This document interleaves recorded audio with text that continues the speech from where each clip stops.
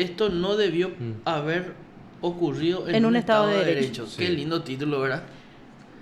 Y es la frase que quedó desde aquel entonces, me imagino, y Estamos en comunicación, perdón Marta, estamos en comunicación con la jueza penal de sentencia, la doctora Claudia Crisioni. Buenas tardes, doctora, ¿cómo estás? Hola, buenas tardes, ¿cómo están? Bien, bien, doctora. Gracias por atendernos y por darnos este tiempo. Estábamos viendo No, por recién favor. parte de esa transmisión del juicio oral y público a Ramón González Daria, su hijo, en el que, bueno, específicamente usted estaba mencionando esas palabras y hacía el pedido de disculpas a las víctimas también. Y bueno, la llamamos para hablar un poco de lo que fue ese juicio, de lo que fue esa histórica resolución que dictó ese tribunal que te tocó presidir, doctora.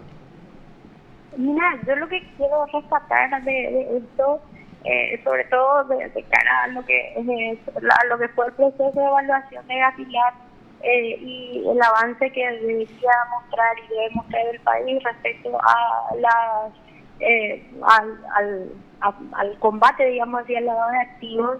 Esta sentencia no entró en el periodo de evaluación, pero en esta sentencia sobre todo el comiso de más o menos 47 millones de dólares, lo que representa el doble de lo que ha sido decomisado en 6 años, o sea, desde el 2015 hasta el 2021, 2021, la primera etapa, se comisó en total, con todas las cosas, 20 millones de dólares, y en esta casi 47 más o menos era, o sea, esto en Sí. realidad es muy importante para nuestro país también, porque muestra que estamos tratando de adecuarnos a los tiempos, a las exigencias, y fíjate que esta investigación de lavado surgió con un informe de CEPRELAT, entonces cumple, digamos así, con lo que al país se ha comprometido, y que tiene que ver también con el tema del lavado de activos y todo lo que eso representa. Doctora, yo ¿qué, le quería... qué es lo que significa el Ahí comiso está. especial? ¿Perdón?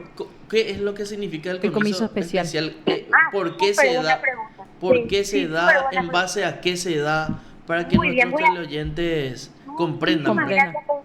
gracias muchísimas gracias por preguntarme, porque claro, cuando se habla de comiso, alguien siempre piensa en lo que es el comiso tradicional, es decir, en sacarle, no sé, la pistola Sí, o tal, ¿verdad? sí. No, pero el comiso especial, o si le podemos llamar así, porque así se llama, privación de ganancias, es una herramienta que se incorporó en el Código Penal en el año ya 97, pero que es fundamental sobre todo para el combate de hechos punibles, así llamados delitos económicos o delitos en los cuales se ataca el sistema financiero, o en ese sentido delitos patrimoniales, o que tengan como objetivo la obtención de por así decirlo, en términos de dinero que tiene origen ilícito. Entonces lo que se hace es privarle a esa persona de toda esa ganancia ilícita. Y esto es una herramienta sumamente efectiva para el combate a este tipo de hechos. De hecho que es una mega herramienta porque muchas Exacto. veces el común denominador, el ciudadano dice, pero ¿qué es lo que tanto? Se va 3 años adentro y después sale y disfruta de todo lo que robó, de todo lo que estafó, de todo lo que lesionó, ¿verdad? Entonces, Exacto. esta es la respuesta del sistema penal a que no ocurra eso. Esta es la respuesta, y es a lo que todos deberíamos tender como sistema, estoy diciendo, porque es la herramienta que ha sido identificada no solamente por nosotros paraguayos en el año 97, sino a nivel mundial, y es la base del combate al lavado de activos que se propone desde la Convención de Viena, Palermo, y es todo lo que a todo lo que nosotros tenemos que tender. Doctora, ¿y por qué tan pocas veces vemos este tipo de decisiones?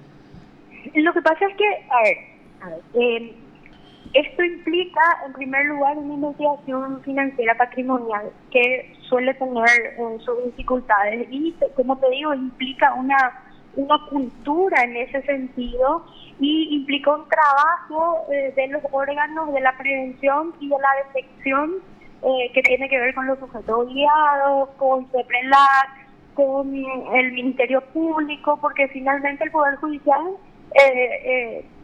para poder llevar a cabo esto, necesita tener elementos. Y lo que hay también en este caso, que me parece que debe resaltarse, es que se establecieron y se realizaron las medidas cautelares, por lo cual este comiso se va a poder hacer efectivo. Y además el tribunal dispuso también medidas cautelares para la reparación del daño a las víctimas, que eso también es muy importante, porque fíjense, tiene que ser revalorizada la víctima y se tiene que tener en cuenta que finalmente, si bien lo que sufrieron no se le va a poder devolver, el resarcimiento es algo que merecen y que debe ser efectivizado. ¿Y cómo se debería efectivizar, doctora? O sea, si podrías explicar en el proceso, porque, a ver, este monto de dinero tendría que administrarlo la Cenavico o cómo, doctora. Cenavico, sí. Los 47 millones de comisos, sí, porque es la privación de la ganancia ilícita, eso va para Cenavico, o sea, va para la administración de Cenavico, ¿verdad? Y en lo que es con relación a la reparación del daño, entonces el código establece un procedimiento especial y entonces los intervinientes, los querellantes pueden optar por este procedimiento o el procedimiento civil. Pero independientemente, nosotros hemos nominado también muchas más víctimas y estas también tendrían un derecho. Claro, y estas otras víctimas que no participaron como querellantes de este proceso penal, doctora, en todo caso tendría que recurrir entonces en el área civil, en el foro civil, ¿verdad?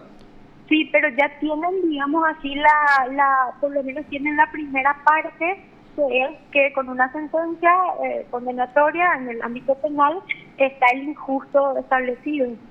Ya tienen el crédito. Es como tener un pagaré o un cheque. Ya tienen la sentencia donde dicen que ellos fueron víctimas. O sea, con esa herramienta pueden recurrir al área civil, y los que estuvieron en este proceso directamente incluso pueden optar por seguir en el área penal, doctora. Sí, exactamente. Y fueron, ¿cómo era?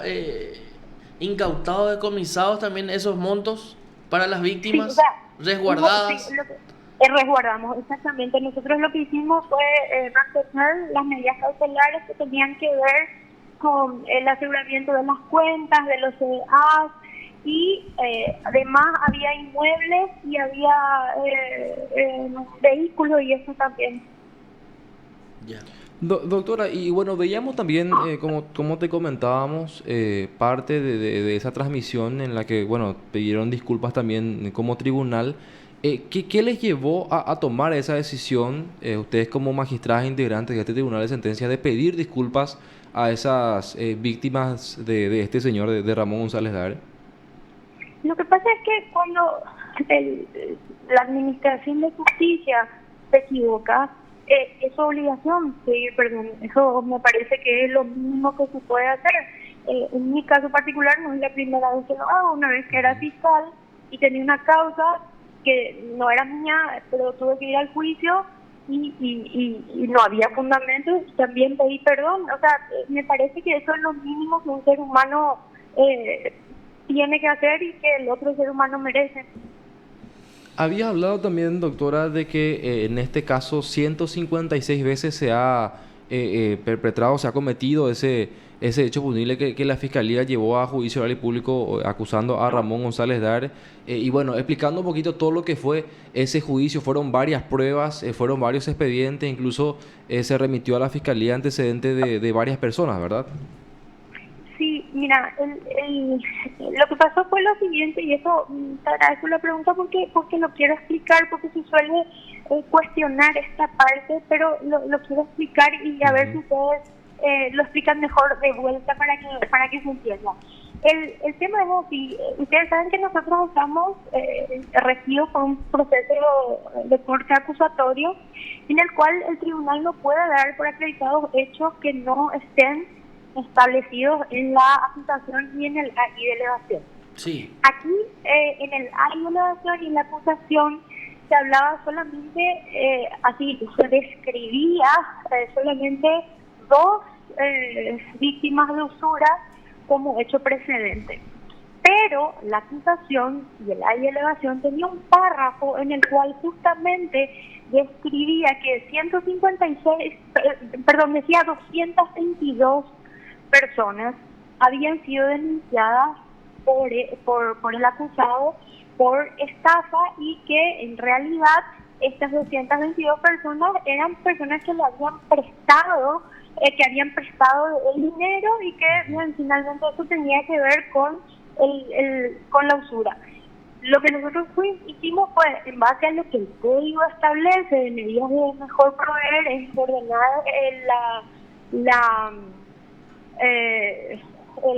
pedimos a los bancos los cheques, las copias y todo eso, y entonces hemos establecido sin ningún lugar a dudas que hay un nexo causal entre el hecho precedente de la denuncia falsa de estas, no pudimos establecer 222, establecimos 155, de estas 155 o 156 personas que en realidad habían sido víctimas de usura y además víctimas de denuncia falsa, porque él los había denunciado por estafa.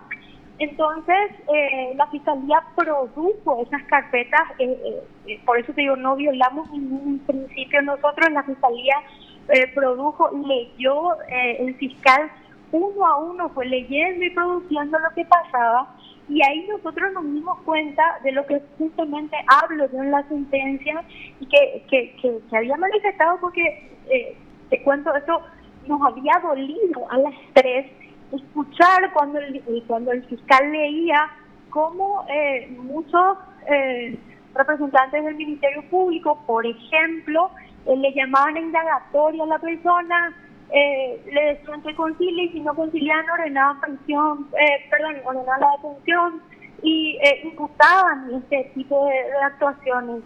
Entonces, claro, eso surge durante el juicio y es lo que nos obliga a nosotros a remitir los antecedentes, porque esa parte no era parte de los hechos, y era parte de los hechos la denuncia que él había hecho, que nos permitió a nosotros, además, por lo que establece el artículo 400,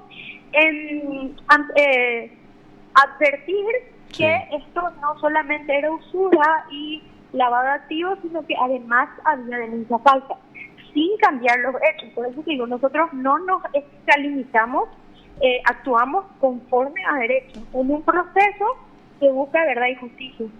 Doctora, desde el punto de vista de la actuación del fiscal o de la fiscal, ¿se podría hablar de una posible subsunción en persecución de inocentes?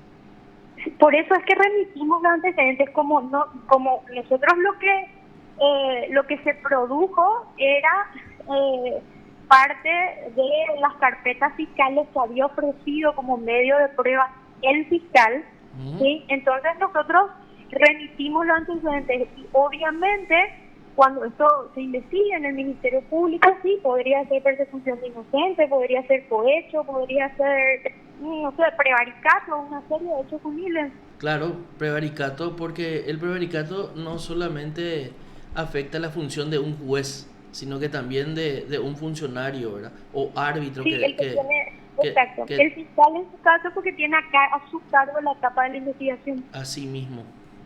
¿Algo más? Sí, bueno, doctora, con esto, ya queda firme la sentencia, la Fiscalía tendría que investigar a estas, si no me falla la memoria, 2 personas específicamente que mencionaron, de las cuales se remiten los antecedentes, la señora Emma González Ramos y también de la señora Delcia Carjallo, ¿verdad? Exacto, lo que pasa es, como que digo, nosotros por el principio acusatorio no podíamos, pero ¿qué es lo que nos dimos cuenta? Que en realidad lo que se le atribuía al hijo era una conducta que también tendría que haberse atribuido a la esposa, porque en realidad también estaba en las cuentas y decía ama de casa. Ahora ya no hay excusa, tienen que iniciar ese, porque famoso la excusa no está firme aún, por eso el Ministerio Público no avanza. Ahora ya no hay excusa. Muchísimas gracias, doctora, por la comunicación. Y No, por favor. para cerrar, esto no debió haber ocurrido en un Estado de Derecho. Te ratificás en todos los términos, como dirían los abogados. Pero por supuesto, señores, porque si ustedes leen esa denuncia, ni siquiera cumple con el tipo objetivo de una estafa. Una estafa requiere declaración acerca de hechos que es falsa. Sí. Y lo que era relatado ahí ni siquiera con eso se correspondía. En realidad el motor de un proceso penal es la sospecha acerca de la existencia de un hecho punible. Y si los presupuestos de punibilidad no se dan, entonces no se puede llevar adelante ningún proceso. Claro, porque, volviendo nomás, el fiscal no puede estar investigando el escupitajo que Lucas me hace a mí, porque definitivamente eso no constituye un hecho punible. Exacto. Sí, y más o menos tenemos esa, o sea, es grotesco lo que estoy diciendo, pero es así, ¿verdad? Y con esa relación de hechos, incluso hay causas que llegaron a juicio oral. Sí, exacto. Por eso es que me ratifico en lo que he dicho. Eso es lo que nosotros hemos constatado, porque nosotros en el juicio se ha producido el escrito de denuncia, en todo el juicio, que en realidad era copia y pegue de lo mismo, lo que cambiaban eran los nombres. Y además se refería a relaciones comerciales con gente con la que ni siquiera el acusado en algunos casos conocía, porque eran la gente que ingresaban los cheques y eso. Qué bárbaro.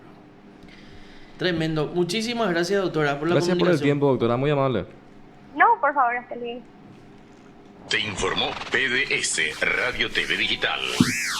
Claudia Criccioni, juez penal de sentencia. Especializada en delitos económicos. Sí.